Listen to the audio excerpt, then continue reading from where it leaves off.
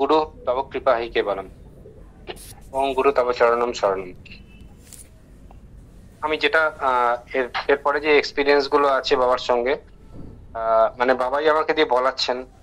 আমার এরকম কোনো যোগ্যতা নেই যে বাবার বিয়ে করব, কিন্তু আজকে খুব ভাগ্যবান যে আমি বাবার সম্বন্ধে কিছু বলতে পারছি আর আপনাদের মতো ভক্তদেরকে এটা শোনাতে পারছি।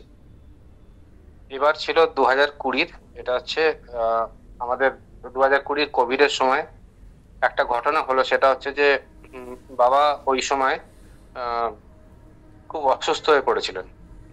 বাবার শরীর, বাবা প্রায় 16 দিন কিছু সেবা নেননি, শুধু জল গ্রহণ করেছিলেন। এরকম 16 দিন ছিলেন। একদিন হঠাৎ রাত্রিবেলার দিকে হীরামনের ফোন, 10টা বাজে। তখন হীরামনের সঙ্গে আমার কথা হতো। হীরামন মানে তখন কান্নাকাটি করছে, বলছে যে দাদা আপনারা সবাই গায়ত্রী মন্ত্র, গুরু গায়ত্রী মন্ত্র জপ করুন, হ্যাঁ যতক্ষণ পারেন, যতটা পারেন সবাই মিলে জপ করুন। আমরাও জপ করছি। আমি আর জিজ্ঞেস করিনি যে কি হয়েছে। তো আমরা তো গুরু গায়ত্রী মন্ত্র জপ করেছি প্রায় 12টা, 12:30 পর্যন্ত। তো ঘুম হয়নি রাত্রিবেলা ঠিক করে। আবার ভোরবেলা, সকালবেলা উঠে হীরামনকে ফোন করেছি, বললো বাবা এখন অনেক ঠিক আছেন। হ্যাঁ, এবং কিছু অত্যাশ্চর্য ঘটনা ঘটেছে, যেটা হচ্ছে হীরামনের কাছে আমি যেটা শুনেছি আর কি, যে বাবার একটা ওষুধের জন্য লিখেছিলেন। বাবা একটা ওষুধের নাম লিখেছিলেন, বললেন এই ওষুধটা নিয়ে এসো। তো সেই ওষুধটা তো তখন লকডাউনের ছিল, কাউকে বেরোতে দিচ্ছিল না, এরকম অবস্থা। তো দোকান টোকান সব বন্ধ ছিল। তো ওরা অনেক খোঁজাখুঁজি করে পায়নি ওষুধটা। তো হ্যাঁ, ফেরত এসেছে, এসে এসে বাবাকে বলেছে যে বাবা ওষুধটা তো পাওয়া যায়নি। বাবা বলছে ঠিক আছে, আমি নিয়ে নিয়েছি, আমার ওষুধ আমি পেয়ে গেছি। এবার পরের দিন সকালবেলায় হীরামনকে বলেছে তুমি ওপরের ইয়েটা, ট্যাঙ্কটা পরিষ্কার করো, ট্যাঙ্ক পরিষ্কার করার জন্য তুমি দেখো। বাবা দেখছেন সকালবেলা ঠিক আছে। তো যখন ট্যাঙ্কটা পরিষ্কার করতে গেছে, যে টুলের যে বক্সটা আছে যেখানে, মানে যখন টুলের বাক্সটা খুললো, তখন দেখে টুলের বাক্সের মধ্যে, মানে যন্ত্রপাতির বক্সের মধ্যে দুটো ওই ওই যে মেডিসিনটা বাবা বলেছেন সেটা পড়ে আছে, এবং তার একটা স্টিপের মধ্যে দুটো একটা ট্যাবলেট নেই। তো হীরামন দৌড়ে গেছে, এটা আমি হীরামনের কাছে শুনেছি। হীরামন বাবার কাছে দৌড়ে গেছে, বাবা এই তো ওষুধের এটা আছে, এটা একটা ট্যাবলেট নেই তো। তখন বাবা হাসতে হাসতে বলেছেন মহাদেব দিয়ে গেছেন আমার। তো এটা একটা ঘটনা আমি যেটা বললাম। তো তারপর 2020-তে বাবা শরীর আস্তে আস্তে করে ঠিক হলো। আর এইবার আমরা ঠিক করলাম, কারণ অনেকদিন ধরে ঘরে বদ্ধ ছিলাম। আস্তে আস্তে করে যখন লকডাউনের প্রকোপটা কম হতে শুরু করলো, তখন আমরা ঠিক করলাম। আমার ভাইও ওখান থেকে, বম্বে থেকে ফোন করেছিল, বললো এখন মোটামুটি আস্তে আস্তে করে ট্রাভেল এগুলো ব্যান গুলো হয়ে যাচ্ছে, তো আমরা বাবার কাছে দীক্ষা নিতে চাই। তো আমি বললাম ঠিক আছে। তো বাবাকে ফোন করলাম, বাবাকে ফোন করে বললাম যে বাবা এরকম আমরা আসতে চাই, দীক্ষা নিতে চাই। বাবা বললো ঠিক আছে চলে এসো। বললেন গাড়ি নিয়ে এসো।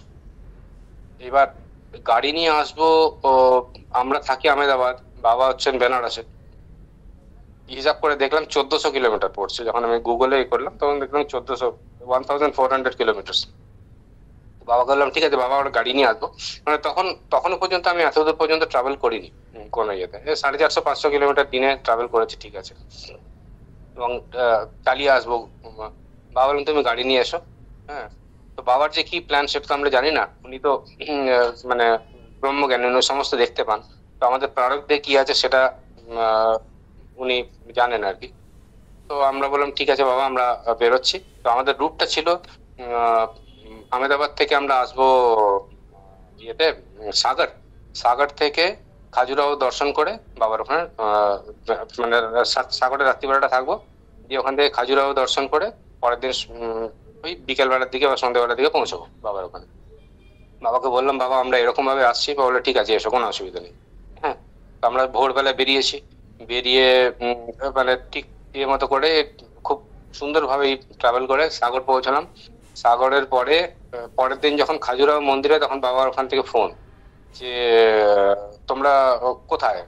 খাজুরাহোতে আছি বাবা, আমরা এখান থেকে বেরোচ্ছি। তো বলছে ঠিক আছে চলে এসো, আর তোমাদের জন্য কি রান্না হবে? হুম, এবার বললাম বাবা আমাদেরকে মানে এমন এমন ভাবে বাবা করছেন যে আমরা কত দূর থেকে আসছিস, বাবার খুব চিন্তা। তো আমি বললাম বাবা আপনারা যা করছেন, পরিবেশন করছেন তাই হবে, ঠিক আছে। হ্যাঁ তোমাদের জন্য, এবার চৈতালির আলু পোস্ত খুব পছন্দ, বলছে তোমাদের জন্য আলু পোস্ত হচ্ছে। বাবা কিন্তু ওদিক থেকে বলছেন, আমাদের কোনো আহ, মানে আমাদের কোনো এখানে মন থেকে যা চাওয়া হয় বাবা সেটাই দেন, বাঞ্ছা কল্পতরু। তো আমরা বেরিয়েছি, বেরিয়ে এইবার প্রায় আমাদের পৌঁছতে পৌঁছতে মানে প্রয়াগরাজের আগে ঢুকতে ঢুকতে আমাদের একটু অন্ধকার মতো হয়ে গেছে। আর প্রয়াগরাজ ক্রস করেছি, ক্রস করার পরে একটা জায়গাতে সেই রাস্তা তৈরি হচ্ছে, মানে কিচ্ছু দেখা যাচ্ছে না, পুরো ধোঁয়ায় অন্ধকার ধুলোতে ইয়ে। তো আমরা মানে প্রায় রাস্তা হারিয়ে ফেলেছি, কিরকম অবস্থা। হাইওয়ে ক্রস করে কোন একটা রাস্তাতে ঢুকে পড়েছি, বুঝতে পারছি না। তো বাবার নাম স্মরণ করছি, কি করবো বুঝতে পারছি না। দেখি হঠাৎ করে আমাদের পাশ কাটে একটা গাড়ি বেরোলো, এবং সেই গাড়িটা যেন আমাদের সঙ্গে সঙ্গে চলে। হুম আমরা ওই গাড়িটাকে ফলো করলাম, কিছু দূর যাওয়ার পরে ওই গাড়িটা একটা বাঁদিকে বেঁকে গেল, দেখলাম আমরা হাইওয়েতে উঠে গেছি। এবং তারপরে বাবার ওখানে পৌঁছলাম, পৌঁছানোর পরে শেষ কি আনন্দ। বাবার সেবা টেবা করে সেই দিন বাবার দর্শন হলো। পরের দিন সকালবেলায় বাবা আমাদেরকে নিয়ে বললেন চলো তোমাদেরকে নিয়ে বেরোবো। আর বাবা সেই গাড়িতে সামনে বসলেন, বসে আহ এই গাড়িটা নতুন, বাবা দেখে বলছেন যে খুব ভালো হয়েছে, চলো তোমাদের এই গাড়িতে করে ঘুরি।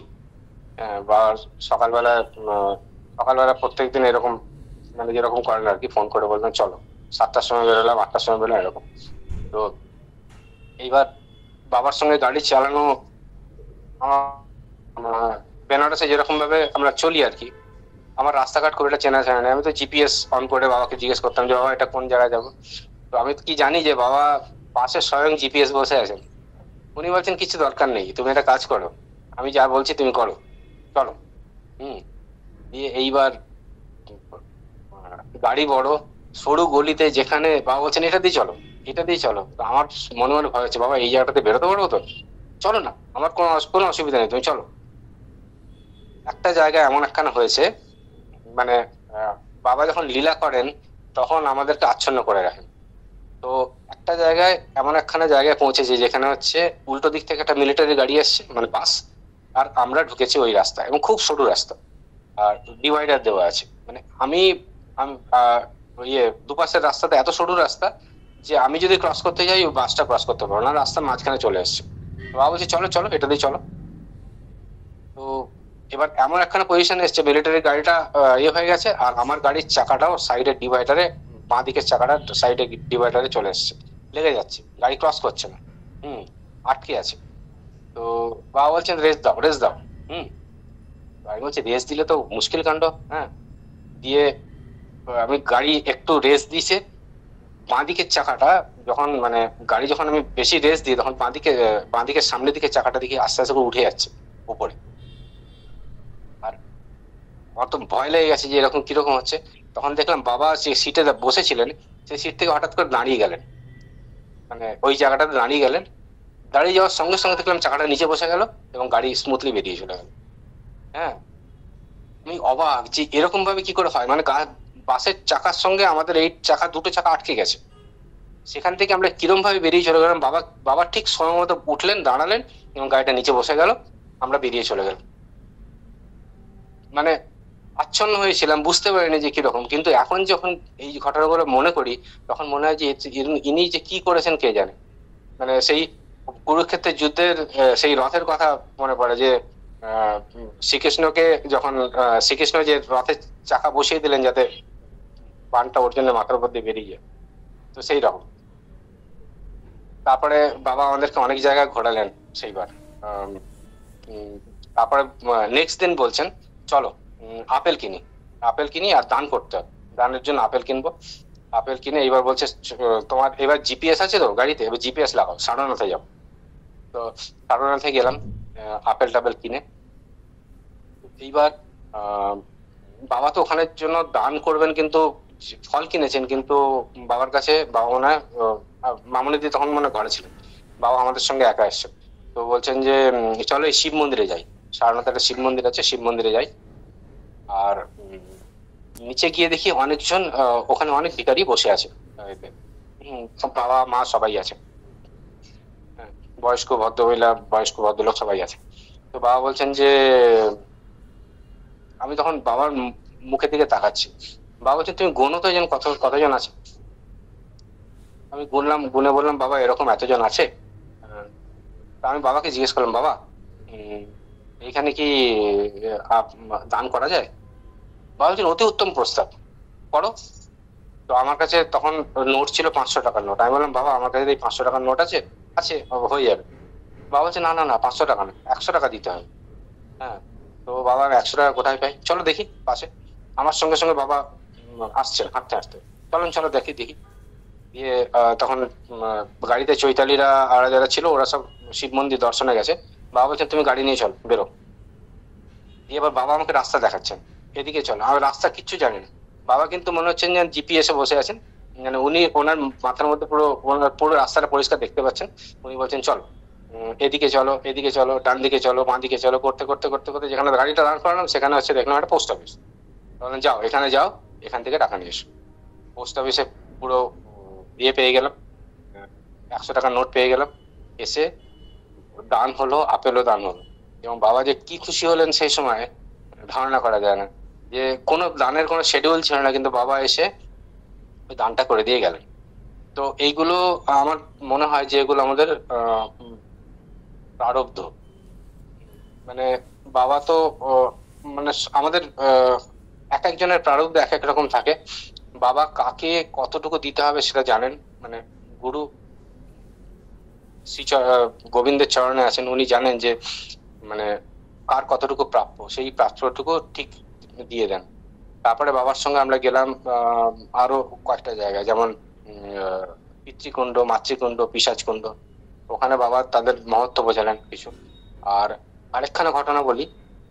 একটা খুব নাদুস নুদুস একখানা মোটা সোটা সাদা রঙের এখন কুকুর রাস্তায় শুয়েছে, ওই ইয়ের মধ্যে, পিতৃকুণ্ডের ওখানে। তো বাবা বলছেন যে এই যে কুকুরটা দেখছো শুয়ে আছে, এই কুকুরটা কিন্তু আগের জন্মের মানুষ ছিল। হ্যাঁ, কুকর্ম করে কুকুর হয়েছে। তো আমি আমি ভাবছি যে বাবা এই যে জিনিসগুলো বলছেন, বাবা কি করে বলছেন? আগের জন্মের মানুষ ছিল মানে বাবা তাহলে কত জন্ম দেখতে পাচ্ছেন আগে। মানে বাবার সঙ্গে থাকতে থাকতে তখন মনে হচ্ছে যেন আমি তো ভগবানের সঙ্গে আছি। আমার উনি তো সমস্ত জিনিস দেখতে পাচ্ছেন, ওনার দিব্য চোখ আছে, উনি সব দেখছেন। তো এই এতটা পর্যন্ত ঘটনা হলো। আর কালকে আমি আমাদের পঞ্চকোশী পরিক্রমার যে ঘটনাটা সেটা বলবো। ওইটা ওইটা একটু বড় আছে, আজকে কমপ্লিট করা যাবে না। প্রণাম, জয় গুরু।